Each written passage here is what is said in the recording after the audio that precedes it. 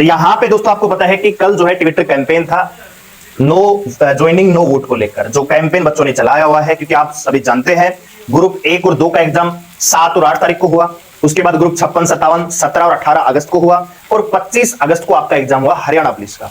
और आज तारीख हो चुकी है दोस्तों 30 अगस्त। जो एक हो रहा था कि भैया एचएससी 7G की स्पीड से काम कर रही है, 10G की स्पीड से काम कर रही है, 15G की स्पीड से काम कर रही है, वो इनकी जो स्पीड है वो केवल आंसर की तक ही सीमित रह गई। जब आपका एग्जाम था उसके 1 घंटे के अंदर अंदर आंसर की आई, लेकिन उसके बाद ना कोई रिजल्ट की अपडेट है, ना कोई नोटिस है। ठीक है, जैसे ग्रुप 1, 2 का एग्जाम हुआ है या 56, 57 का एग्जाम हुआ है, तो उनके रिगार्डिंग एचएससी को नोटिस डालना चाहिए था कि ये हम इनका जो रिजल्ट है इस तारीख को डालेंगे, क्योंकि राजनीतिक पार्टियां जो है अलग अलग ओपिनियन देती रहेंगी। हमने कोई बीजेपी का या कांग्रेस का पेपर थोड़ी दिया है, हमने तो एचएससी सीटी का पेपर दिया है ना। तो ये जिम्मेदारी एचएससी की बनती है कि जो युवा उसकी तैयारी कर रहा है, जो बेचैन हो रहा है। अब जैसे मान लीजिए दोस्तों एसएससी जीडी है, ठीक है, सेंटर की बात करते हैं। एसएससी कांस्टेबल जीडी का जो नोटिफिकेशन था वो 3-4 दिन पहले यानी 25-26 तारीख को आना था, 25 या 26 अगस्त को आना था अकॉर्डिंग टू कैलेंडर। लेकिन एसएससी ने क्या किया, एक नोटिस डाला कि आपका ये नोटिस जो है जो अगस्त में आना था ये 5 सितंबर को आएगा। तो ऐसे में जो बच्चा एसएससी जीडी की वेटिंग कर रहा था, वेट कर रहा था कि भैया फॉर्म आएगा, उसकी बेचैनी थोड़ी सी शांत हुई। उनको पता लगा कि भैया आपका नोटिस आज नहीं 5 सितंबर को आएगा। ऐसे ही एचएससी को ये जिम्मेदारी लेनी चाहिए कि भैया जो बच्चा जिसने ग्रुप 1, 2 का 56, 57 हरियाणा पुलिस का जो एग्जाम दे रखा है, उसकी ये जिम्मेदारी बनती है चेयरमैन साहब की कि भैया हम एक नोटिस डाल लें, युवाओं को अवगत कराएं कि भैया आपका रिजल्ट इस दिन आएगा।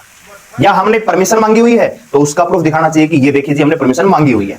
अब मौखिक तौर पे तो कोई भी कह देगा कि हमने परमिशन मांग रखी है, ये कर रखा है, वो कर रखा है, क्योंकि आपको एक चीज पता है, चुनावी माहौल है, कोई भी पार्टी नहीं चाहती कि युवा उनके खिलाफ जाए, और कोई भी पार्टी ये भी नहीं चाहती कि भर्तियों के नाम पर उनको नुकसान हो। ठीक है, तो हर कोई अपनी तरफ से पॉजिटिव करने की कोशिश कर रहा है, लेकिन एक्चुअल में धरातल पे क्या हो रहा है ये आप लोगों को पता है। ठीक है, रिजल्ट का इंतजार 7 और 8 अगस्त से देखा जाए तो आज 30 यानी 23 दिन हो चुके हैं, अब तक रिजल्ट नहीं आया है। ग्रुप 56, 57, 17, 18 तारीख को आया था, उसको भी लगभग 10 दिन हो चुके हैं, अब तक तो रिजल्ट आ जाना चाहिए था। हम वेट कर रहे होते ज्वाइनिंग का। ठीक है, जबकि शुरुआत में आपने देखा कि हाई कोर्ट ने भी कहा था कि रिजल्ट में कोई दिक्कत वाली बात नहीं है, आचार संहिता रिजल्ट आ सकता है, ज्वाइनिंग हो सकता है, जो भर्तियां पहले से चली आ रही हैं उन पे। फिर बीच में ट्वीट आता है मुख्यमंत्री साहब का कि भैया हम 4 अक्टूबर के बाद जो है थानेदारी युवाओं के हाथ में होगी।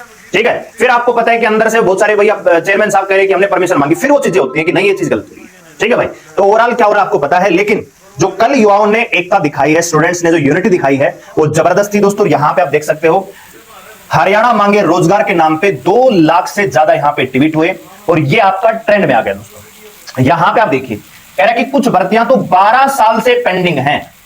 ठीक है, इनमें से कुछ भर्तियां जैसे ग्राम सचिव पटवारी जैसे हैं, ये 2015 में वैकेंसी आई थी दोस्तों पहली बार, अभी 2024 चला हुआ है, आप मान के कितना साल हो गया आप खुद देखिए, 9 साल तो इसके हो गए।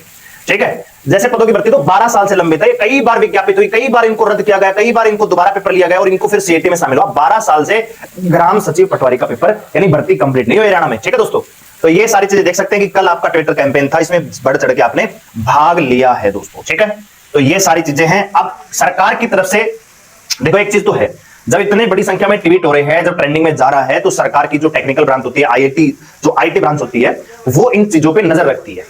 तो सरकार के पास ये बात तो गई होगी डेफिनेटली, इसमें कोई दो राय नहीं है। मुख्यमंत्री साहब के संज्ञान में ये बातें जरूर गई होंगी कि भैया क्या इस फिलहाल चला हुआ है। लेकिन अभी आपका रिजल्ट आएगा कि नहीं आएगा, आज 30 तारीख हो चुकी है, जो सीएम साहब ने 31 तारीख से बोला था वो तो मुझे लगता नहीं है। बाकी क्या होगा क्या नहीं होगा ये देखने वाली बात है कि क्या वास्तव में परमिशन मांगी है या नहीं मांगी है।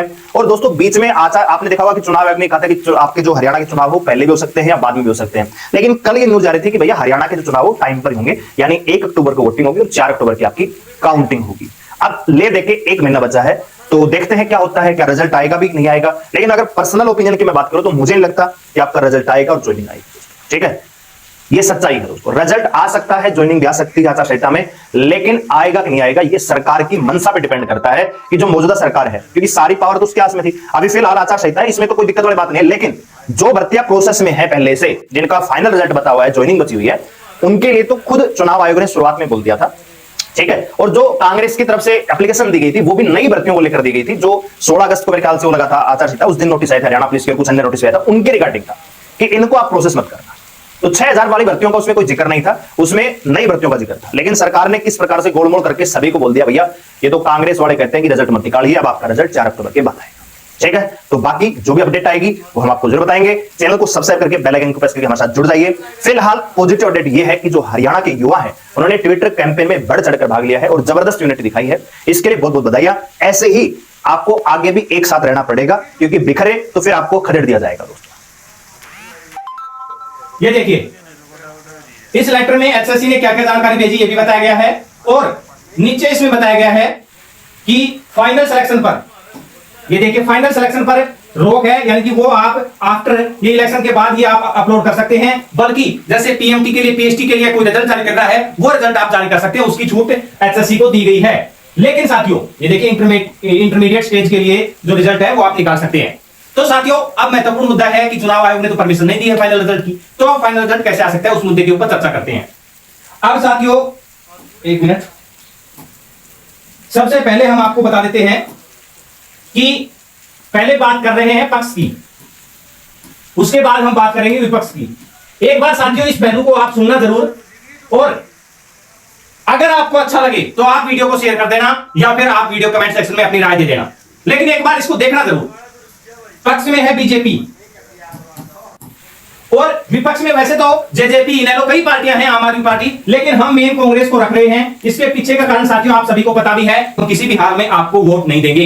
ये बात कही जा रही है युवाओं की तरफ से, यानी कि यहां पर काटा मारा जा रहा है। अब ऑप्शन क्या निकलता है कि बीजेपी ने तो कह दिया है कि हमारे पास ऑप्शन था, चुनाव आयोग से परमिशन हमने मांग ली है, चुनाव आयोग ने परमिशन नहीं दी है, लेकिन युवाओं को हर हाल में विधानसभा चुनाव से पहले रिजल्ट चाहिए।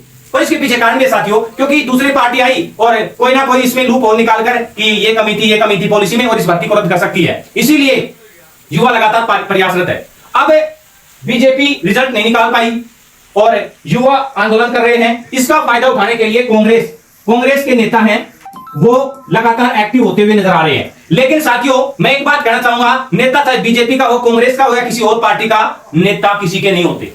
ये रियलिटी समझने की कोशिश कीजिएगा, नेता किसी के नहीं होते, इनको अपनी कुर्सी चाहिए। अब कांग्रेस वाले नेता अपनी कुर्सी हथियाने तक आपको लालच दे सकते हैं, लेकिन युवाओं के पास एक नया प्लान है और वो नया प्लान इनको आगे रखना होगा, जिससे कि ये कह सकें भी कांग्रेस वाले बोल रहे हैं कि हमारी सरकार आते ही हम आपको ऐसे भर्तियां कर देंगे, 1 लाख भर्तियां कर देंगे, 2 लाख भर्तियां कर देंगे। हम मान लिया आप कर देंगे, इसमें कोई दो राय नहीं है। चलो मान लिया आप जो कह रहे हैं वो मान रहे हैं, क्योंकि दावे किए जाते हैं तो वो दावों की जो पुष्टि है वो तो जीतने के बाद ही पता लगेगा। लेकिन हम पहले इनका भी जो टेस्ट है वो ले सकते हैं। कैसे? आप बीजेपी का तो लेकर देख लिया, ये तो टेस्ट आप बाकी भर्तियां तो बाद में देना। जो 24,000 का रिजल्ट की सुनने में आ रहा है कि ये कह रहे हैं कि हम आते ही इन 24,000 को ज्वाइनिंग दे देंगे, और अगर ये मैनिफेस्टो में लाने का प्लान कर रहे हैं, हमें नहीं चाहिए मैनिफेस्टो में, हमें मैनिफेस्टो में नहीं चाहिए। क्यों? क्योंकि हमें तो साथियों आप चुनाव आयोग को लेटर लिखिए, चुनाव आयोग को कांग्रेस लेटर लिखे कि अगर पुरानी भर्तियों का यानी कि 24,000 का रिजल्ट निकालता है या जो एचएससी रिजल्ट निकालता है तो हमें कोई भी आपत्ति नहीं है। ये चुनाव आयोग को लेटर लिखे, उसके बाद युवा आपको तन मन धन से सपोर्ट करेंगे, इसमें कोई दो राय नहीं है, लेकिन लेटर लिखना होगा। आप चुनाव जीतने के बाद क्या करेंगे वो एक अलग विषय है, लेकिन अगर चुनाव जीतने के बाद आप युवाओं को ज्वाइनिंग दे सकते हैं इन 24,000 को ऐसे कैसे, तो आप चुनाव जीतने से पहले एक लेटर भी लिख सकते हैं। इस लेटर के लिए भी प्रेशर बनाना होगा, ऐसे ही कोई लेटर नहीं लिखने वाला साथियों। लेकिन कांग्रेस को भी ये टेस्ट के तौर पर आपको एक मौका देना होगा कि विधानसभा चुनाव से पहले आप चुनाव आयोग को लेटर लिखें। सॉरी, अगर चुनाव आयोग को कांग्रेस लेटर लिखती है तो फिर युवाओं को ज्वाइनिंग मिले ना मिले, हमारे दिल में आपने जगह बना ली कि आपने हमारे लिए सही किया है। तो फिर बात रहेगी कि बीजेपी रिजल्ट निकाले तो ठीक, नहीं निकाले तो ठीक, वो युवाओं को करना है। इनके साथ क्या कर रहे हैं वो तो इनके साथ क्या करना है वो युवाओं ने डिसाइड कर लिया है। अगर आप लेटर लिखते हैं तो आपके साथ तन मन धन से युवा रहेगा। ये युवाओं को लगातार आवाज उठाते हुए ये बात कहनी होगी, क्योंकि कांग्रेस के ऊपर भी भरोसा मत कर लेना, जैसा ये है वैसा ये है। कोई भी नेता दूध के धुले हुए नहीं है, इन्हीं पार्टियों में से एक दूसरे में कभी इधर कभी उधर ये नेता जाते हैं।